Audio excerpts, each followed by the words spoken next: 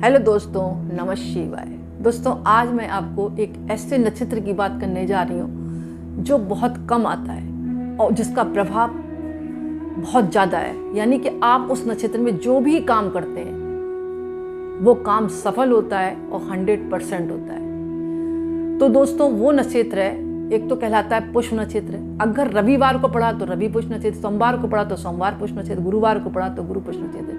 ऐसा कहा जाता है श्री राम का भी जन्म पुष्य नक्षत्र में हुआ था। अब जब रविवार को पढ़ रहा है तो पुष्य नक्षत्र, तो उस दिन क्या करें? जब रवि पुष्य नक्षत्र है उस दिन जो है विवाह को छोड़कर सारे कार्य हो सकते हैं। मुंडन भी हो सकता है, जनेऊ संस्कार भी हो सकता है, सिर्फ विवाह नहीं होते पुष्य नक्षत्र में। इसके अलावा आप चीजें खरीद सकते हैं, सोना चांदी प्रॉपर्टी खरीद सकते हैं, नींव खुदवा सकते हैं, वाहन खरीद सकते हैं, यंत्र तंत्र मंत्र सिद्ध कर सकते हैं, जड़ी बूटी धारण कर सकते हैं। और इस दिन गायों की पक्षियों की और अन्य जीव जंतुओं की आप सेवा भी कर सकते हैं। गाय को गुड़ खिलाएं जरूर, क्योंकि रवि पुष्य नक्षत्र है। मंदिर में तांबे का दिया दान कर सकते हैं। और अगर चीज़ों को नहीं खरीद सकते आप, सोने के आभूषण वगैरह, तो आप पुराने आभूषणों को निकालकर गंगा जल से धोकर उसमें हल्दी की छींटे कर आप वापस पूजा करने के बाद इसको इस भाव के साथ कि हमारे घर में, हमारी तिजोरी में सदा आभूषणों की भरमार रहे और धन की कभी कमी न रहे, ये काम आप करते हैं। लाल कपड़े में बांध कर रखते हैं अपने आभूषणों को, तो इससे भी आभूषण की वृद्धि होती है, लगातार आभूषण बढ़ते हैं और घर में लक्ष्मी जी का आशीर्वाद प्राप्त होता है।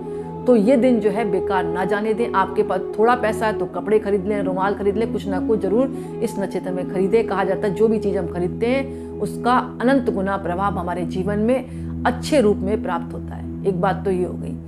दूसरी बात, इस दिन जो है सूर्य भगवान को अर्घ जरूर दें। एक तांबे का लोटा लें, उसमें जल डालें, रोली डालें, गुलाब फूल डालें, गुड़ डालें और जो है भगवान को अर्घ देते हुए ओम आदित्याय नमः, ओम सूर्याय नमः, ओम भास्कराय नमः, जो भी मंत्र का आता है आपको भगवान सूर्य नारायण का, वो जपें। आदित्य हृदय स्रोत का पाठ कर सकते हैं। दक्षिणावर्ती शंख को सामने रखकर उसमें जल भरकर भगवान विष्णु और माँ लक्ष्मी का अभिषेक कर सकते हैं।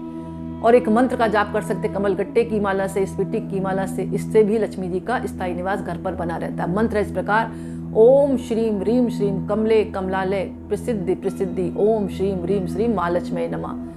कमलगट्टे की माला से या स्फटिक की माला से जपें। दोस्तों, 27 नक्षत्र होते हैं जिसमें 8वां नक्षत्र होता है पुष्य नक्षत्र। ये बहुत अपने आप में खास है।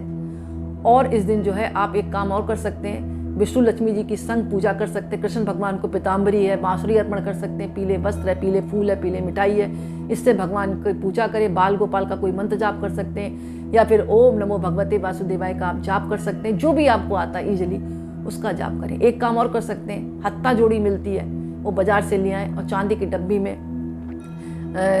डब्बी में उसको स्थापित करें। गंगा जल से धोकर धूप दीप देने के बाद सिंदूर डालकर आपको हत्ता जोड़ी को रखना है। माँ की पूजा करने के बाद इसको तिजोरी में स्थापित कर दें। इससे भी लक्ष्मी जी का आशीर्वाद आपको प्राप्त होगा। यानी आशीर्वाद के रूप में आपके घर में कभी भी धन की कमी नहीं रहेगी। शंख पुष्पी की जड़ को भी आप चांदी की डब्बी में धूप दीप देने के बाद मतलब सिंदूर के साथ आप रख सकते हैं। इससे भी घर में स्थायी लक्ष्मी जी का निवास बना रहता है। और रवि पुष्य नक्षत्र में एक काम और कर सकते हैं, आप बांदा ला सकते हैं। आप बांदा किसी भी पेड़ का हो सकता है, उसको घर पर लाकर विधिवत पूजा करें।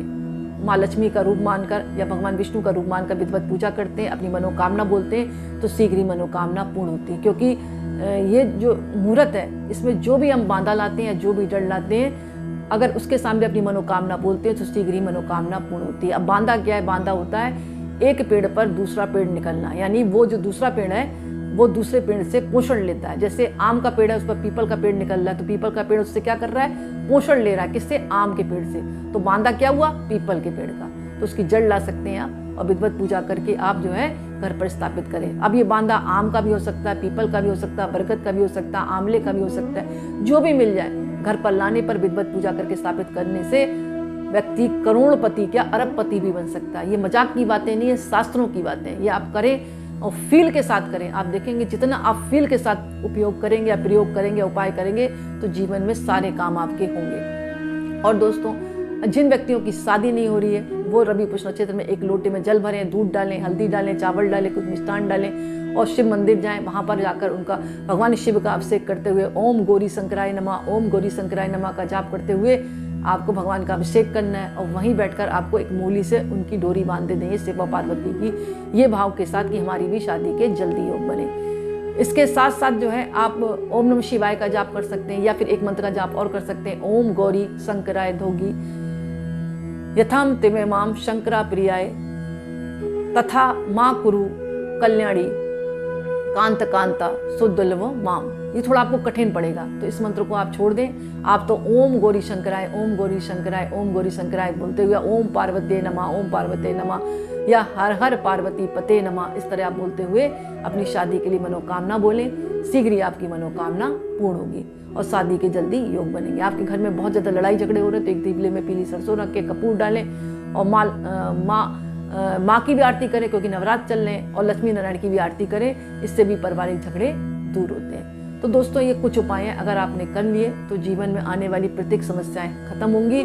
और ये जो दिन है रवि पुष्य नक्षत्र, मंत्र सिद्ध करने का, तंत्र सिद्ध करने का और यंत्र की उपासना, यानी यंत्र का के सामने आप कोई मंत्र का जाप करेंगे तो वो यंत्र भी सिद्ध हो जाता है। तो जो है लाल वस्त्र से जरूर धारण करें, लाल तिलक लगाएं माथे पर, लाल फूल जो है आप दान कर सकते हैं मंदिर में, और लाल फूलों की माला माँ दुर्गा को अर्पण कर सकते हैं, क्योंकि गुण नवरात्र चल रहे हैं। लाल फूलों की माला माँ लक्ष्मी को अर्पण कर सकते हैं, आपको अनंत गुना फल की प्राप्ति होगी।